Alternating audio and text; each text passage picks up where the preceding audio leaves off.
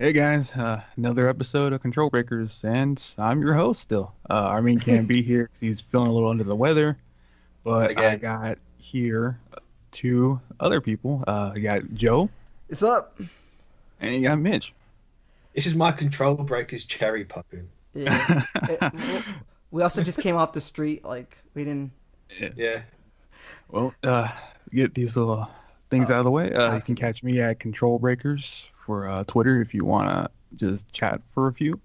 You also got Joe at Halftime Joe Mm-hmm. and Mitch. I do not know yours. Mitch. Mitch692. Yeah. It's I pretty know simple. Tristan doesn't follow me. It hurts. No, I I do. keep I keep I keep asking. He doesn't follow. I I don't think know I what I've do done wrong. because I'm like barely on that thing, but I will follow. It's like Uh, we're a I fight was team, I was Tristan. surprised. I was surprised that I got a couple new followers last night when I didn't post anything.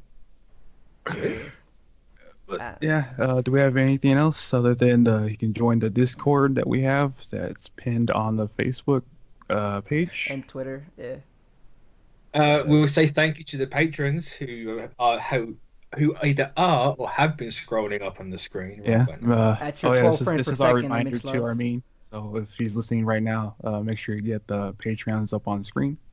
Yeah. Also, Patreon.com/comicbookcast. If you want your name $1 above, bam, you're basically helping produce this. You're giving us money to help produce this. We appreciate it, and don't take our money away if we say something bad, because we don't want people to make sure that Uh, we can't talk about PUBG if we say something bad. or basketball because Joe Oh, loves him some basketball. we can fight about it, guys. Anybody in the comments, we can fight about it. I mean, I probably won't message back because it's internet fighting and I don't care, but we can pretend to fight about it. You can say you fought me about it.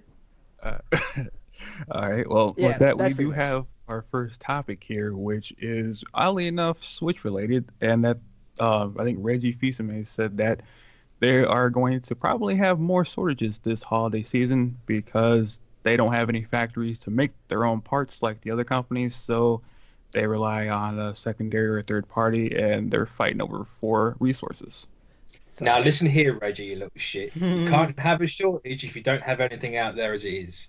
You Agreed. are in a shortage right now. Yeah. Yeah, because I think like in certain regional areas in the U.S., you can find a Switch in certain stores, but over here, like in the LA area, you can't find one unless you pre-order through like GameStop Yeah. or you take a hit and buy it for $100 more if you want.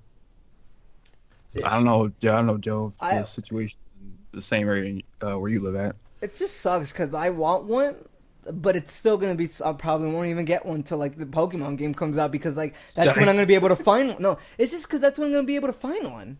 Yeah. It's like Yeah, it's just because that hard, I guess. oh yeah, because apparently not so much the actual console itself, it's the controller, the Joy-Cons. They are probably expensive and they're really hard to make on their own. And I think Reggie said that multiple things are complex to make it, but I think if I can find what company, it's right here. It's Alps Electric who makes some of the components to the Joy-Con controllers. That is one of the main problems that they're having technically a shortage when they undersell anyway. So it's just what it is. If you can't find one, there's multiple apps you can use to get alerted. That's how I got alerted to a couple of things that I've been wanting. Because oddly enough, I did not know this at the time, but was Gravity Rush Remastered over here in the U.S. was an Amazon exclusive game, Yeah. I and didn't. We don't yeah, have exclusive games like that over yeah, here. I didn't know it at the time, but oddly enough, because I did see it at I did see a couple copies at a Target once, but when I looked it up, it said it was a Amazon exclusive game, so only Amazon had stock to purchase it from. And now, because I was actually seeing how much it was going for, and it's going for anywhere between $70 to $100 for a copy. Fucking Damn, hell. Yeah, that's a lot. and well, if you guys have any closing statements for Reggie or Nintendo on why they undersell.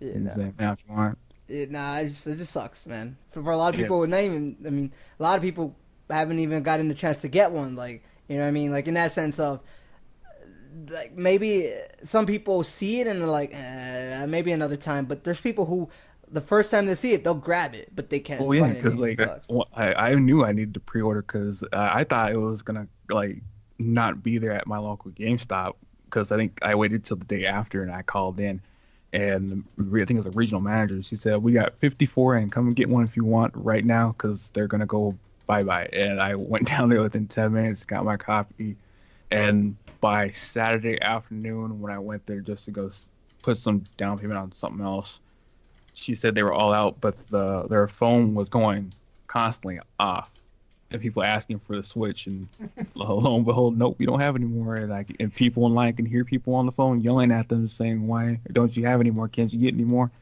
No. What happened? No. What happened was like, it's like no, because like what people don't understand is that in regionals and regional stores, they're only allowed certain for these kinds of products. They're only allowed a certain amount of stock. So like if the LA area can only have a couple thousand, they're only gonna have a couple thousand. Mm. They just need to sort their shit out, really. Oh yeah. Get a company that can make these make the switches at a consistent rate. Yeah, that's what it is. But they, more often than not, unlike like say Microsoft or Sony, which they could, depending on how much it's selling, they would rather take a hit on the hardware side and make it up in software. Nintendo's the opposite. They want like full on profit from anything they make. Yeah. So there's that weird little thing that they do. Well, I suppose there is that because the PlayStation and the Xbox, they take a hit every console, don't they? Yeah, that usually every console, because it's for the console generation, it's normal brand new tech for them, but they usually take a hit like $50 to $100 before they actually start making profit within the year from software sales. And well, it just continues for the next topic that we have here, which is the SNES Classic Edition. People are pissed off because if you didn't pre-order by now, you're probably not going to get one. Yeah. And so I don't understand. Like, I know it's just Nintendo, so that should be enough of a reason. But like, they did this with the last one, where it's just like, oh yeah, we have this. Here's the stock, cut off, no more. Like, here's the next one. This is the stock, cut off, no more. Like, what? It's really weird. Like, for the NES, the original Classic Edition, they didn't specify that it was supposed to be a limited time collector's item. They just said that you'll have it for the holiday season, which usually around, I don't know about the UK, but for the US, it's from like late October to about January. So that's when like they have like most of their shipments off the store. That's probably about the same here. Yeah, and when they say that, then when people expect this to be at least, you know, on the store shelves for like at least a year, maybe two, but then Nintendo goes, oh no, it was a limited time, you know, collector's item, so we only got like one or two more shipments for March and April, and then we're not going to have any more. And that's when the sales drive up through the roof for like, you know, secondary and tertiary markets. And Reggie here was telling people, even though this is going to be a limited time item, nobody should be paying more than $79.99 market price for this, and basically it's just an emulator for that, because right now I think like the SNES on eBay is going anywhere between $200 to $400 if you want one. Christ. Yeah. Well, luckily for me, I have a copy. I got it from Best Buy. I just don't understand Nintendo, man. It's like they have these gold mines with these little classic little emulator things. Yeah. Just make more. And it's just that they want to maximize profit. They don't want to have, you know, like I said earlier, they don't want to have stuff sitting on store shelves, because like if you just look at most of their games that they have over the years, they've retained most of their value or gained more value because of how much they've made and shipped. Like you can even look at That's true. You can even look at something like the Pokemon games. Most of them have retained their value or cost more because of how much they've shipped. Yeah. Like because right now, depending, because most Game Boy games are anywhere between like $5, unless it's like low production value, so like $5-10. Most of the Pokemon games are anywhere between, I'm gonna say like $20 to $50.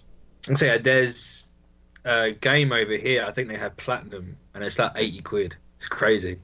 Oh man, it's just like, it's like I want platinum. You can get platinum over here for cheaper. Fucking hell. Yeah, because it's the same with Heart Gold and Soul Silver. They're just so expensive. Yeah, it's like I want them really badly, but I'm not paying. Yeah, because like I think it was for Platinum over here. I think in one of my stores, because there's like 6 or 7 around my area. One of my stores I usually go to, they have like 8, 10 Platinums just a cart for like $30 here. Damn.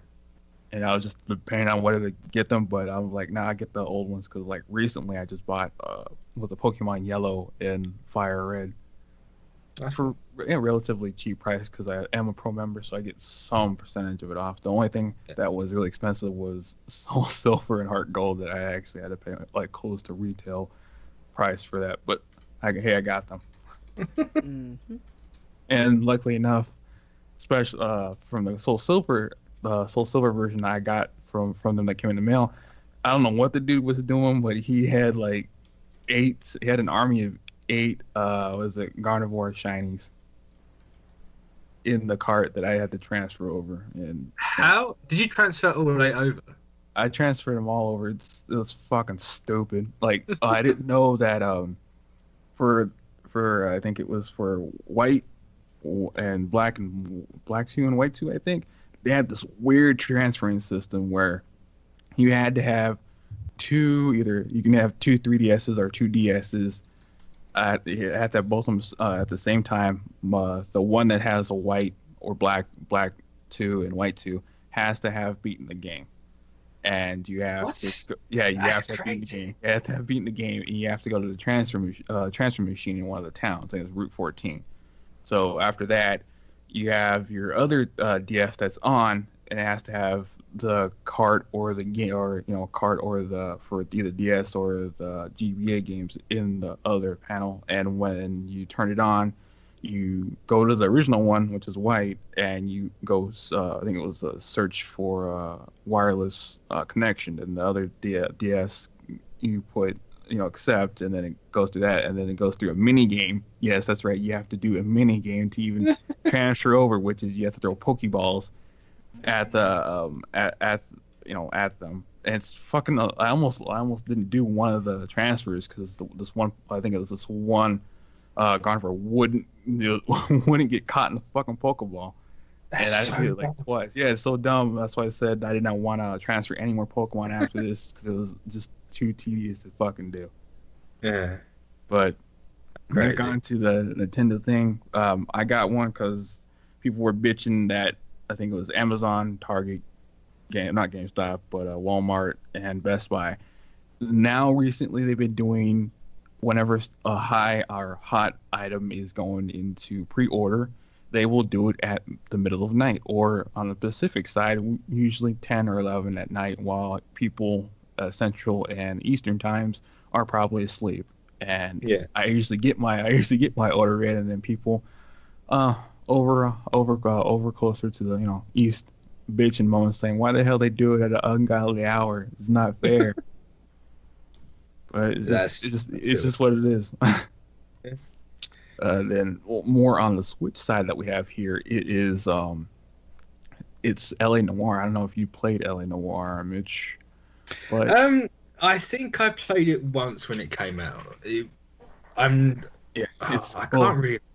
Yeah, well, it's getting a remaster for the PS4, Xbox One, and Switch, but there's a little something extra for the Switch version, and it costs about $10 more than the other versions. Reason being, it costs more to make a cart for the game than it is for a game. Oh, for fuck's sake. Damn. That's what it comes down to, because a lot of the games that are like $29, $39 that were like indie games that are getting the physical release for Xbox One, PS4, and Switch, they retain their value at market price, while the Switch gets an added $10 more because it costs more per cart than it is per disc. So that's why people are bitching and moaning. Would people want to play this type of game on a Switch? I feel like this is there's a lot of people saying that they would like to have it portable and would like to play it. But, yeah, that's true. But that's the thing, isn't it? It's kind of like, well, who'd want to play this on a Nintendo thing? It's like, I can play it anywhere. Yes, I can play it anywhere. But then when they see it's $10 more, what the hell? I'm like, well, you wanted portability. Yeah. You got it. As I say, convenience is always more expensive. Yeah. It's just how it works. Yeah, that's what it is. And like a lot of games, I think I think it was what was it? I forgot what one game is like. I think it's the Binding of Isaac. People got mad at that for the re-release, and it was like $49. And I think that the dev team actually lowered it by $10 to make it $39 because people whine too much on the internet saying that why is it like $49 and $59? And he goes, well, it's the cart issue. It costs more per cart than it is per disc, and you can't really buy them in bulk.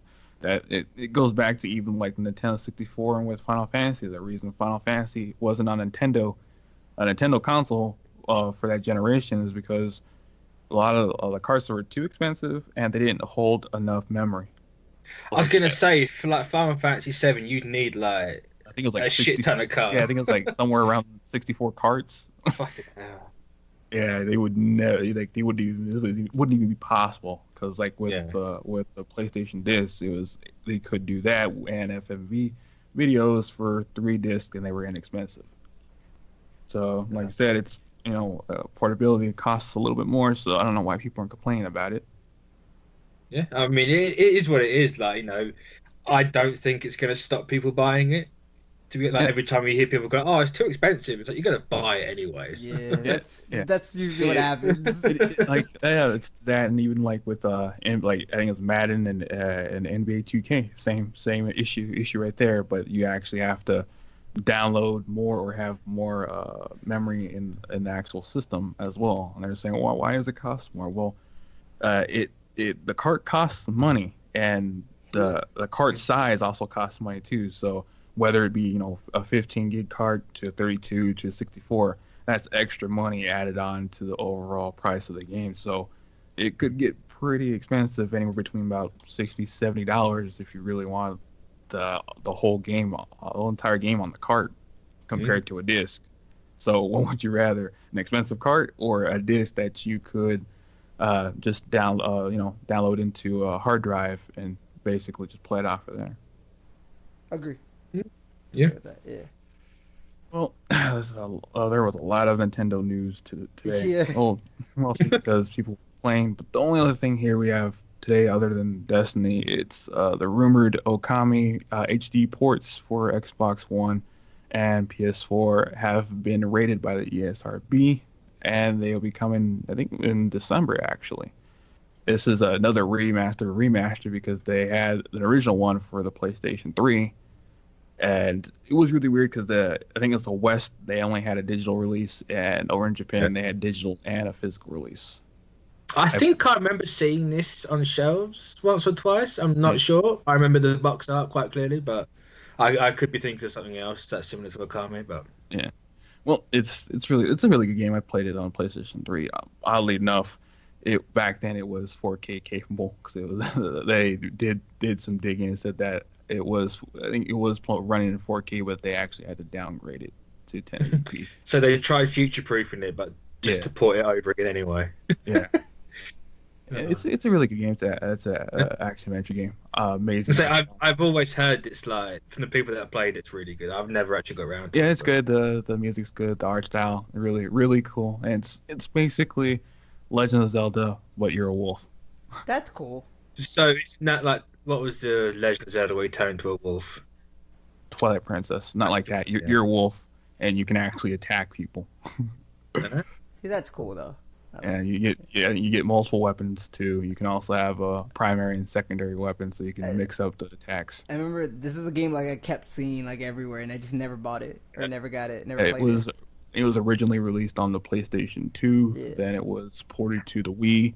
Then it got an upgraded HD remaster for the PlayStation 3, and then now it's Xbox One and PlayStation 4. Hopefully it's a physical release though, because I actually want one. Yeah, it has a nice cover art. Box art's really nice. I know people did not like it last episode, but I know Joe has a little update. No, this is the PUBG. Oh, okay. Well, I added it in there in the Skype for news. PUBG just passed 1 million concurrent players. I was like, shout out to PUBG. You know what I mean? Yeah, like, that's cool. It's blown up in a short amount of time. Also, it's just a weird name. Player Unknown's Battlegrounds. People just say PUBG, but it's just a weird name. It's like it took me ages to figure out. I think it's just because you don't really like. There's like close to 100 other people playing at the same exact time. You're not gonna know. close to the 100 people that are playing that are trying to kill you and win. Oh yeah, but it's just, hey, are you gonna play PlayerUnknown's Battlegrounds? Like, no, hey, yo, you want to run some PUBG or what's up? Like, yeah, like that's just, it's just I don't know. I always think it's a weird name, but it's like Counter-Strike Global Offensive.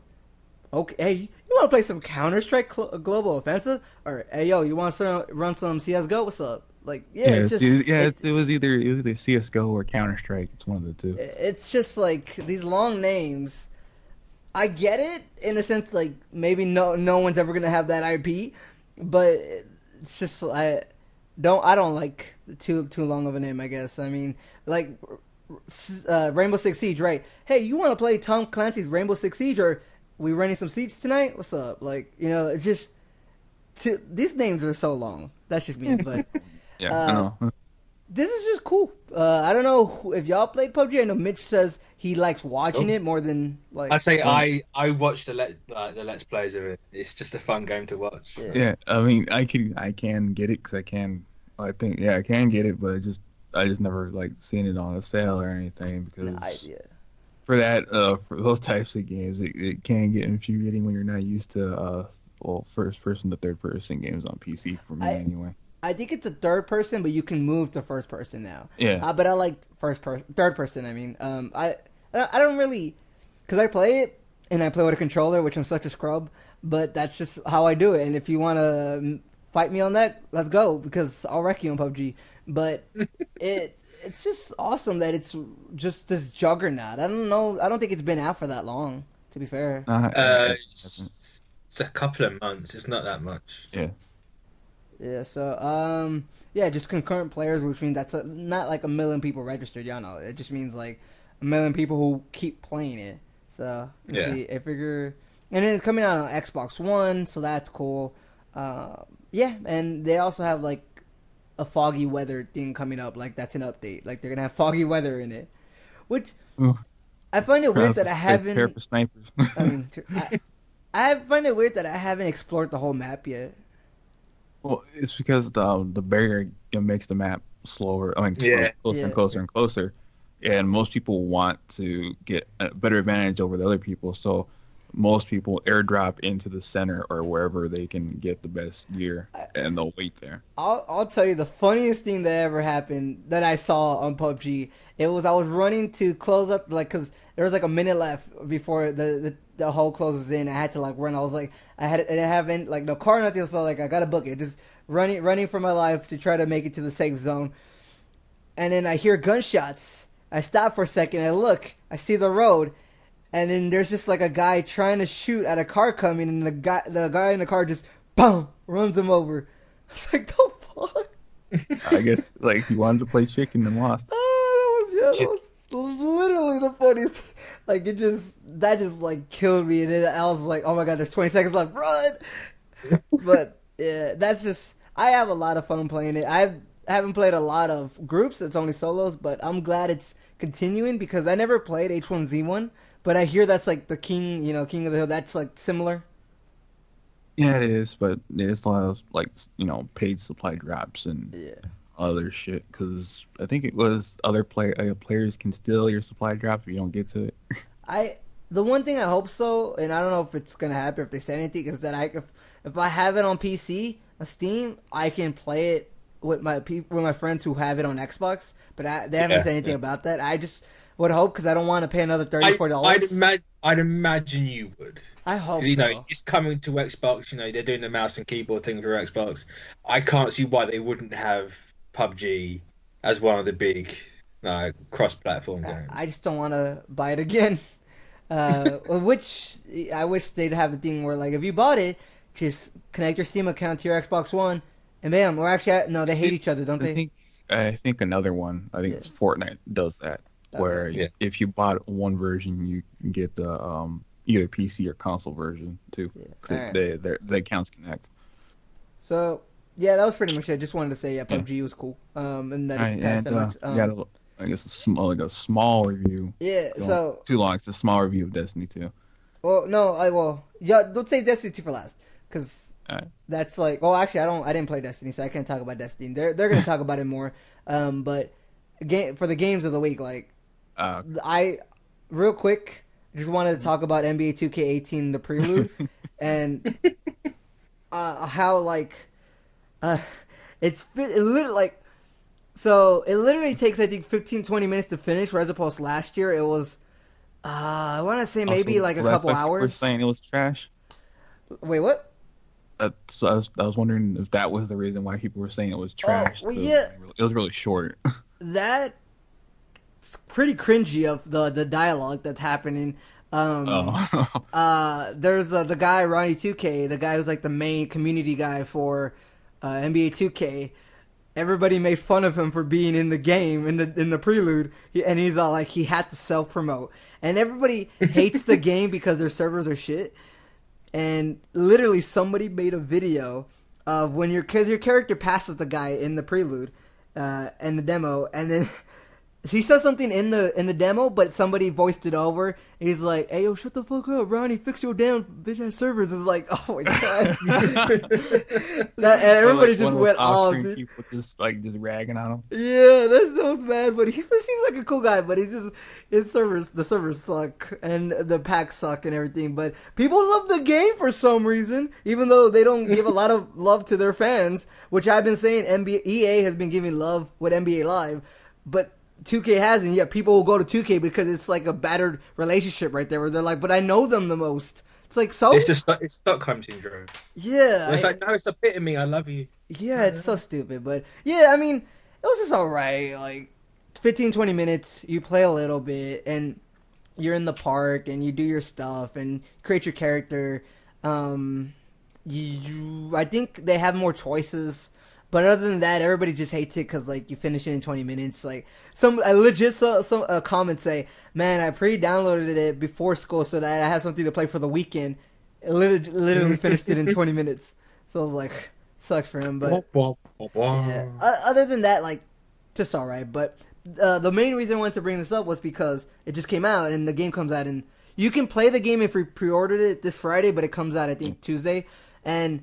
It's because it's the Call of Duty Battlefield, right? Where there's NBA Live 18, NBA 2K18. It's the Call of Duty Battlefield. And people are shitting on NBA Live just because it's not what everybody knows, but also their demo lasted you like almost 7 hours, 8 hours. And you can play it right now if you have EA access.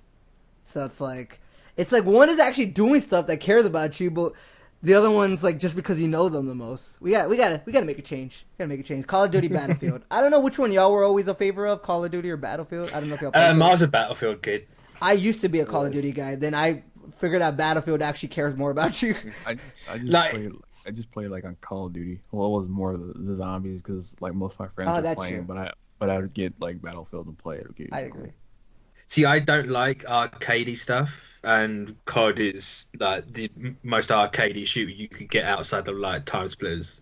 So yeah, I see what you're saying on that. So he's like, you either want arcadey or you want the most realistic first-person shooter. Because I think there is one on PC where if you get shot and die, you get shot once, you die, and you'll respawn. But if you get shot and die again, it will kick you out of the game. And you'll have to see that. I'd love that. That's right up my alley. But yeah, so I haven't got a PC to game. So we're now also real quick. Sports games are games, guys. See that the guy outside agrees with me. Sure? You sure? Because people don't know it's not. So stupid. See, if like I would bore people with the F1 game, but I ain't gonna do that. Well, at the same time, I don't know who plays the F1 game. I do. No, you do, but. I have my own little racing league. I race people online every week. But every month, 2K is in the top 10 sold games. What's the weird thing that's over the biggest sport. It's a weird thing over here because like we'll have like sim cars where we'll be racing realistically, and they also have like different car classes. But for some reason or another, no one, like mostly over here in the States, they really don't race with F1 cars. Mostly the street it's not like it's not a well-known sport. They're trying to make it big over in the States, but it hasn't cracked it yet. You've got IndyCar and NASCAR over there, so that's the sort of category that F1 needs. I mean, I'm just saying the most reason I play them, but also because these games usually are in the top 10. Like 2K was in the top 10 for like the whole year or something like that in games sold. So it's like that is a game you have to talk about. Like GTA, always in the top 10. That's a game you have to talk about. You know what I mean? These are games that are always in the top 10. So I had to mention it. But we're getting to the part everybody wants to hear about because this is like, it just came out and y'all had a chance to play it. Destiny 2. Tell me what's up with it, guys. How is it? I fucking love it. Yeah.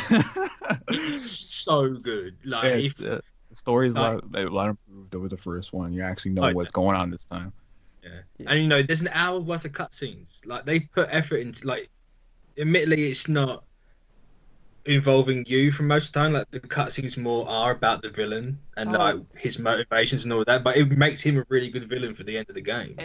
Which the campaign's about what, 8 to 10 hours long? Yeah, something like that. It's about 8 to 10 hours. Have y'all done the PvP yet?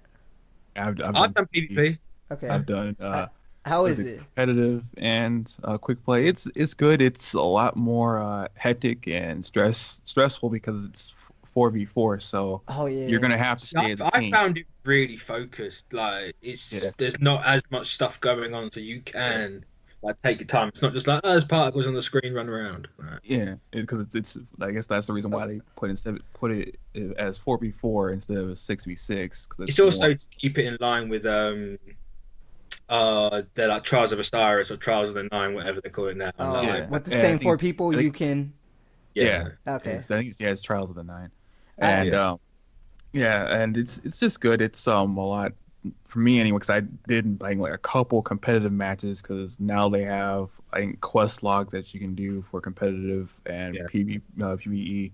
One of them was that you needed to do at least 3 competitive games. There was first game I think we lost by like 1 match because it's a best of 4 instead of 3.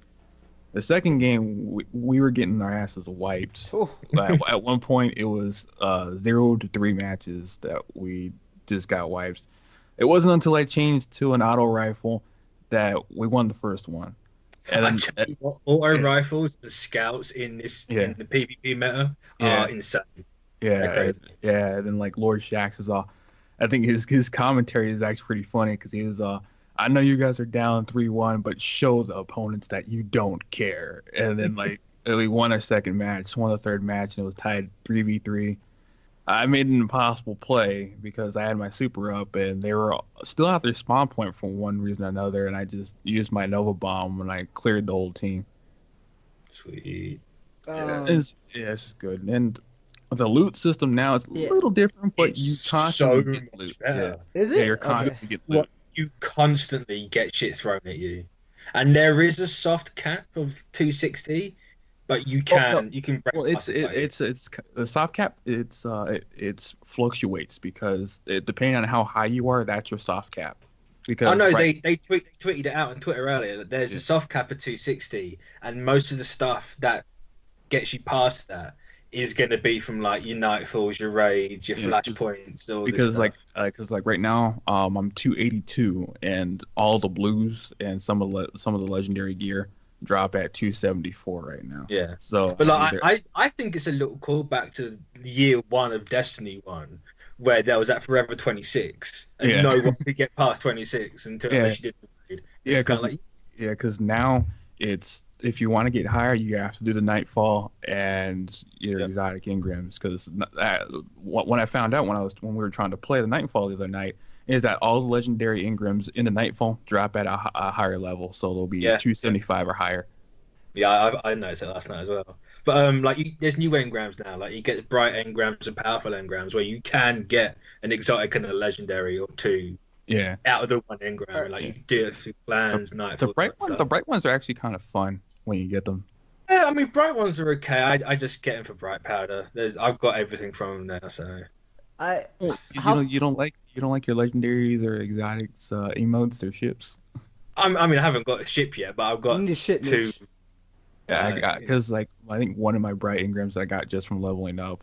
I was like, just give me a sparrow or just an emote. I just want one of them, and then lo and behold, I get one of the exotic ships. That's cool. I just found it funny, like you don't get sparrows for the entire game until you beat the campaign. Spoilers. Oh, and then it's she either that gives you a fucking ring, and it's just kind of like, well, I've got three legendaries. I love when, real quick, I love when anybody says that. When you say something and then you say spoilers at the end. I love when anybody says no, that. the reason being is because every person I've like played with that just got the game we were playing, and like they see me with my sparrow flying around, They and want to know how you they'll say, "How we get the sparrow?" I'm like, "Gotta beat the game, bro." What? Either that or level out to level 20 and hope you get one in one of the brightening rooms. How far are y'all into the story, or did you finish already? I finished it. And finished it. There's some extra like exotic quests and some adventures and other stuff you can do after the story. Nice. But can we talk about like the ending? Yeah. We'll give a spoiler warning real quick, but really quick. So it doesn't seem like, because Destiny 1, it seemed like the story was endless in that sense, where it just kept going on forever, or it might have been me taking forever to finish it, to be fair. I don't know how you fared on it, Mitch, because you played it again recently, right? Yeah, well, if you got all the DLC and played Destiny 1 now, it is a vastly different game to when it came out. Like, there's missions being taken out. They've changed how this DLC works with the story. Like, I think they even added timed missions where like they will put missions in for a specific time that you can complete, or like you have to do a certain objective in a certain order to actually progress with the quest at hand. Oh. Yeah, but like the Dark Below and the House of Wolves, like the first two DLCs they brought out, are now just part of the main campaign. They're not on their own. They still show up as their own thing, but they're actually tied into the main campaign. Real quick, before we go into talking about the ending, because we're gonna give a spoiler warning. How would y'all say the story to Destiny 2, and comparing it to 1 where it's more streamlined, better, there's an actual story, right? Like that kind of type of stuff? It's got a focus, you know. You're not just being dropped in this world and you don't know anything. Like, you get dropped in it, but you get dropped right into the middle of everything. They explain what's going on, they explain who the villain is, what and why you have to do what you got to do. And then, like, throughout the campaign, they explain this through different characters, and they explain that. Like, at no point do they make you feel lost. Yeah, and there's like little differences depending on if you're a returning guardian versus a new guardian. Damn. Depending. Right, I'm gonna say this, right? Just because, as someone whose Hunter from Destiny 1 is sadly stuck on Xbox and stuck in the first Destiny on PlayStation because it didn't transfer over for some god knows reason. The only difference in the story is they explain who the Taken are. And the Taken are the race from the Taken King. Yeah, because like from my experience, since I got everything and did mostly everything, like Lord Shaxx addresses me as Young Wolf, and I think Kate. I suppose I haven't had that yet. I get called Guardian. Yeah. We'll have a spoiler warning right here. Spoiler warning: if you haven't finished it, if you care about the ending and how it all makes sense, should go away. We all talk about it, and I'm gonna give me a minute, and you just message me when you're done, because I care. Okay. All right. Well, spoilers: the villain's a giant Kami Rhino at the end. Well, basically, what ends up happening is that Gaul gets his way, and he forces the light from the Traveler and gets Void, Solar, and Arc powers similar to, I don't know if it's different between the classes, but when I was with my Warlock, he had all my subclasses, and he was trying to kill me with them, but I was too overleveled, and it was just a piss take. I can't think, but yeah, I know he had the Dawnblade for the Solar. Yeah, he had the Dawn Blade. He had a Nova Bomb. I know, because he started throwing small. I'm pretty certain he had all of them, because I remember him doing the fucking Force Lightning thing, and I'm trying to hide under the bridge. It's like, no, I don't matter. I want to help you, Jen. Give it back. Because for me, I didn't care. I was too overleveled at that point. I was overleveled, but I was kind of like. Oh, you didn't have it on the piss. Yeah, he didn't have it on resilience and recovery, because mine were maxed at that point. I don't look at that stuff. I just go with whatever I got. Yeah, but after you beat him, apparently he turns into like this giant ghost, because he turns himself into light, and the Traveler finally awakens after being asleep for so long. Yeah, I mean, if you just want a faint idea of what he looks like, watch Fern Gully. And look at how Hexus looks at the end, and it's he's just a white version of that. Yeah, because I thought originally that I thought Gaul was gonna be the raid, but apparently not because the Traveler kills him with light. See, So people are saying that the raid is going to be. Do you remember a mission on Nessus where they're talking about the Cabal want to eat the planet?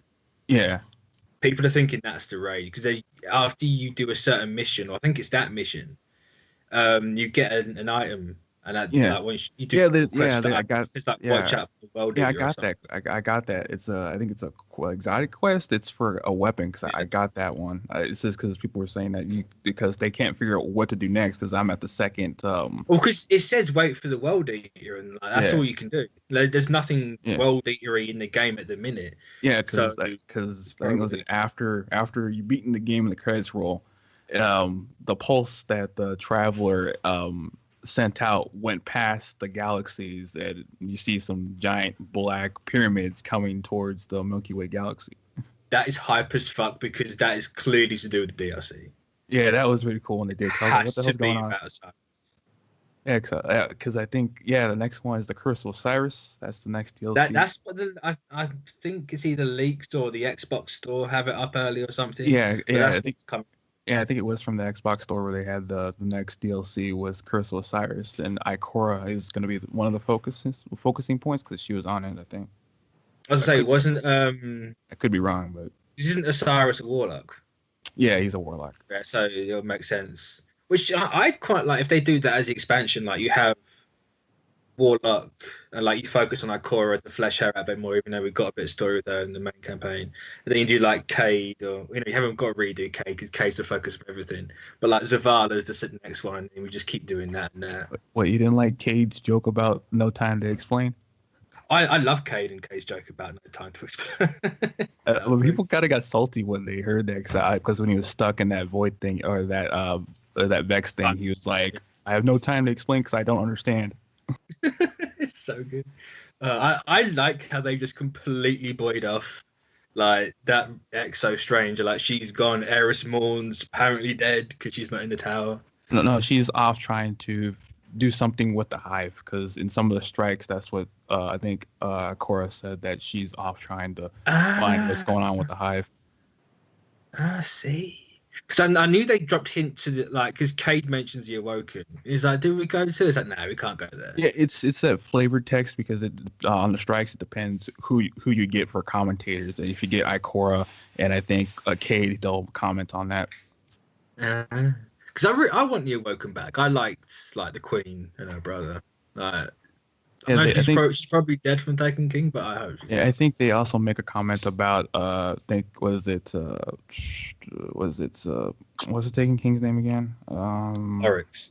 Yeah, Oryx is the ghost makes a comment saying that he has sisters and they may take a part in what's coming because they don't know why the Taken are still around when they are kingless. Yeah, because there's that mission there, like they're kingless. They're probably gonna try and find one, but. And that's why some people are speculating that the sisters may come up at one point. Yeah, which would be cool. I mean, like Oryx was a female. Spoilers if you didn't read the Book of Sorrows, which was as a standalone thing. Funny. That was the funny. Book of Sorrows was fucking good. It was weird as shit, but it was really good. Like you could have made a game just on that. But. And for people who want to know where Grimoire went, it's now in the game. When you have an item, you can just toggle to read up about it. How'd you do that? I think it's like when you're looking at the gun or item itself. I think it's like either the L2 or R2 trigger, and it'll bring up the page about that gun. Is that when you compare weapons? Yeah, I think so. Because I remember I did see a lore tab at one point when I was actually looking at my weapons. Because I just thought it took the Grimoire out. Like I remember hearing them saying that the Grimoire's going to be in the game, but then when they play it, it's like instead of you collecting the actual card, it's going to play on the actual item that you have, be it a weapon or a piece of gear. It's just going to be a tab that you can look at now instead of if you don't have like if you didn't do a such and such activity. Too bad you're not getting that Grimoire, so you're not going to know unless you actually go online and listen to someone talk about it. Those channels were huge, though. I know, because people was like, I would have learned about this because they'd make 15, 20 something minute videos just on that topic, reciting what was said. That's how I did the Book of Sorrows. I just listened to someone. I think I needed like 5 to finish it, but it was for the raid and no one wanted to play. Yeah.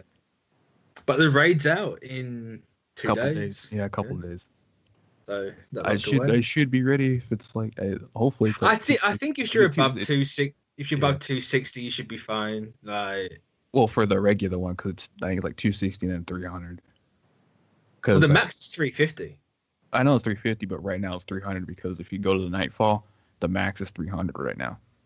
Oh, I didn't know the Nightfall told you that. I just remember seeing my helmet. If you go to the Strike, I think the Strike playlist, and then go to the Nightfall, you can toggle between 240 and then 300 because I actually saw that there's the Prestige mode. Oh, yeah, the Prestige, yeah. I mean, that might just be the Nightfall cap. Probably. I'm just because I was looking at it. The helmet I got from the Crucible, it says this max light for this this armor is 350. I was just like, what the fuck? Yeah. It's either 300 or 350 right now. I just seen people like get to 300, and that's like currently the max, unless you're in the raid. Yeah, I saw 300. I was like, how the hell would you get there? Either just constantly replaying the Nightfall over and over. Yeah. I'd love to finish the Nightfall just once. Oh, we almost did it. I was so salty about that. Well, it's because I didn't know that you could keep shooting him because I thought he just because when you're playing the regular strike, he automatically puts up the barrier. But now in the Nightfall, he actually has to damage him a little bit more to make is that actually a normal strike? Yeah, it's a normal strike. Oh, I didn't know. Oh, I should have known that because what Nightfalls are. Yeah. Yeah, it's one of the extra strikes you get after you beat the game. It's just really random because like most of the time it's one of the other strikes that I usually get, and when it's I think it was the Arms Broker one, I get it like every 8 to 12 strike plays. I get that one. Yeah. All right. But at the end of the day, if you liked Destiny 1 and how Destiny 1 felt, you'd probably like this one. If you didn't like anything about Destiny 1, you probably won't like this again. Yeah. Even though I think plays better and it looks a lot better than the first one. Yeah, it plays a lot better, and it builds upon what was addressed in the Taken King expansion pack, where people were complaining that it doesn't feel like we're getting any progress from what we're doing. Yeah, it's like grinding's any part of any MMO or loot based gameplay, but now we actually. With all the loot you're getting, you're constantly getting stronger, usually stronger gear and weapons, and you just start. They literally just throw legendary engrams at you. Yeah, because like at one point it's like there's too much, and I'm just like a mixed max guardian, and I look nasty as hell. And I'm like, I've been like, no, I'm gonna get armor I like. It's got the shader I like on it. And I'm not gonna change the shader because I haven't got that many left of them. Yeah, and that's another thing. I'm not a great fan of that. I'm kind of like, let me take it off and put another one back on and let me keep it. So. But I kind of get it how they said like you'll constantly keep getting shaders, but you only get a certain amount of the ones you like from like drops or from Ingram. And so I had a really nice one. It was it's one of the Hake ones, or the Haka. Yeah, I got a couple of those. It's so sad. Yeah, that's why I really never use any of my legendary shaders. I just use the common and uncommon. See, the one I'm using now, I really like. It's the nicest shader. It's like white, brown, and like a lime green. It sounds disgusting, but it looks really nice. Yeah. It's only a green, so I'm just like, I don't care, and it just drops like in packs of 3 and like 5 times a day. So I'm just using that one. Yeah. The only thing I don't like is still the RNG, because sometimes it loves me, sometimes it hates me, because I think like 3 exotics in a row I've gotten nothing but helmets. And... I think I had 2 the other day that I had a new helmet exotic, and I got the Celestial Nighthawk. Then I got a chest the other day, and I got another chest, and I just keep getting heavy weapons now. I'm like, okay. I want heavy weapons. I did get hard light earlier, and they changed hard light so you can swap what element it's using. Oh, sweet. Really fucking cool. It melts people. It's ridiculous. Yeah. And then but I think for the hunter, I think what the leg armor for exotics is the one you want to get, because apparently with some of its perks is that you will get 20% of your health, or not health, your super back for each kill from a tether. So I've seen gameplay It's a Night Stalker. Yeah, it's really like devastating for PvE because if you have a team and you tether them, you will automatically get your super back so you can do another tether. Damn, Yeah, that's really good in the raid. it is. It's like 'cause I've seen gameplay of it on some videos and it's really devastating for PvE.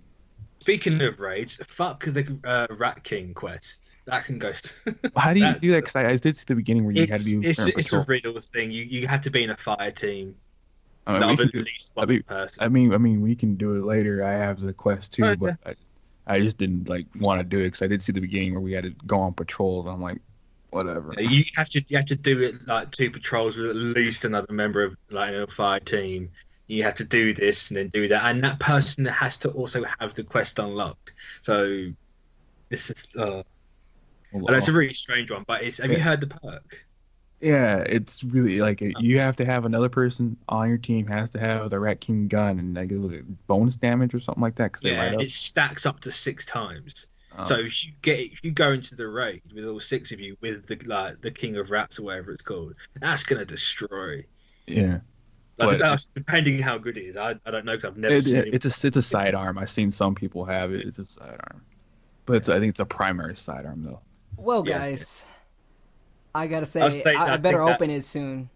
Yeah. I better open that game soon. it's if you enjoyed the first one, you'll love this one. I did enjoy the first one, even though a lot Yeah, of people say they didn't. I and was like, really? But I and don't know. they also fixed public events now, so you can on the map. Public You can, events are fantastic in this yeah, game. there's a lot to do in the public events, and for people who were complaining they're from Destiny One because they had to get the Destiny Tracker app to look for public events, they will show on the map when they're ready to go. So it's Yeah. usually every 5 to 6 minutes there'll be a public event that you can go to. You can even go to a public event during a strike. Yeah, because like everything's open world. Like literally, like you That's do a cool. mission, and people just exploring could help you in that mission. You could do a mission and do a public event, or do a lost sector, which is like a little mini dungeon. See, that's And cool. like the maps are huge. I don't look it, and there's not that many of them, but they're absolutely massive. It's definitely a recommend. All right. So with that, I think we're ending towards the end of the show, which doesn't make sense. But Oh well, yeah, one last thing before go we ahead. go Go is ahead. that people who were playing Pokemon Sun and Moon, I know the stuff doesn't transfer over to Ultra, but right now you can get some Mega Stones that you're missing. And Finally. Ooh, I yeah, need I think to do that. the last of them, I think the last of them are for Latios, Latias, and what's that one dragon type that turns into a fairy dragon type? It's Uh. Oh, Ulteria. yeah, you get Ah. that Mega Stone for that one and one other one I forgot what's the last four. I said it Though before. though if you want it, it's like how the other ones you can go to Cerebi.net and get the code 'cause it's free for everyone. Woohoo. Though they don't transfer over to Ultra Sun, Ultra Moon, so Oh. if you're not gonna get Ultra Sun, Ultra Moon, good for you. But if you are, then yeah, you might as well just forget about it. See, the more important thing with Ultra Sun and Ultra Moon is it's going to have the move tutors because every point 0.5 game has those. So Yeah. that's all I care about with Ultra Sun. So I want my knockoff Gligar back. Well, yeah, well, that should be it. If you don't Yep. have anything Nope. else, End the show, Tristan. Wait, I don't know yeah, what well, you say is outro. yeah, we'll see you guys next time, I guess.